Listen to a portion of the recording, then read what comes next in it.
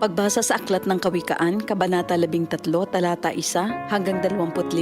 Ang anak na may unaway nakikinig sa kanyang ama, ngunit walang halaga sa palalo ang paalala sa kanya. Natatamo ng mabuti ang bunga ng kanyang kabaitan, ngunit ang ninanasan ng masama ay puro karahasan. Ang maingat magsalita ay nag-iingat sa kanyang buhay, ngunit ang taong madaldal ay nasasadlak sa kapahamakan. Ang tamad ay nangangarap ngunit hindi natutupad, ang hangarin ng masikap ay laging nagaganap. Ang taong matuwid ay namumuhay sa kasinungalingan, ngunit ang salita ng masama ay nakakahiyang pakinggan. Ang mabuti iniingatan ng kanyang katuwiran, ngunit ang masamay ipinapahamak ng likong pamumuhay. May taong nagkukunwang mayaman subalit wala naman, ngunit ang iba'y nag-aayos mahirap bagaman sila ay mayaman. Ang yaman ng isang tao ay pantubo sa kanyang buhay, ngunit sa isang mahirap, ito ay hindi nakababahala. Ang matuwid ay tulad ng maningning na ilaw, ngunit ang masama ay lamparang namamatay. Ang kapalaluan ay nagbubunga ng kaguluhan, ngunit ang pakikinig sa payo ay nagbabadya ng karunungan. Ang kayamanang tinamo sa daya ay madaling nawawala, ngunit ang kayamanang pinaghirapan ay pinagpapala. Ang matagal na paghihintay ay nagpapahina ng kalooban, ngunit ang pangarap na natupad ay may dulot na kasiyahan. Ang nagwawalang bahala sa payo ay hahantong sa sariling kapahamakan, ngunit ang nagpapahalaga sa utos ay gagantimpalaan. Ang mga turo ng matalino ay bukal ng buhay. Ito ay maglalayo sa bitag ng kamatayan. Ang katalinuhan ay umaani ng paggalang, ngunit ang kataksilan ay naghahatid sa kapahamakan.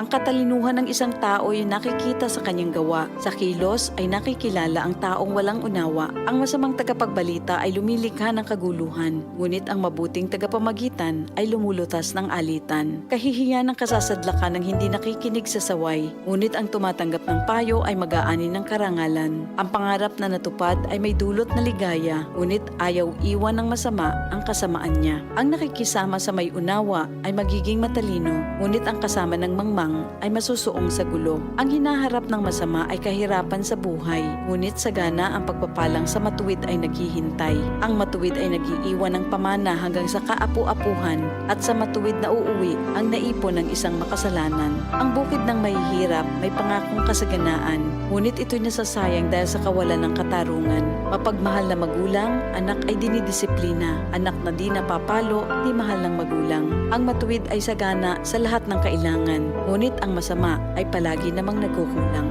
Ito ang salita ng Diyos.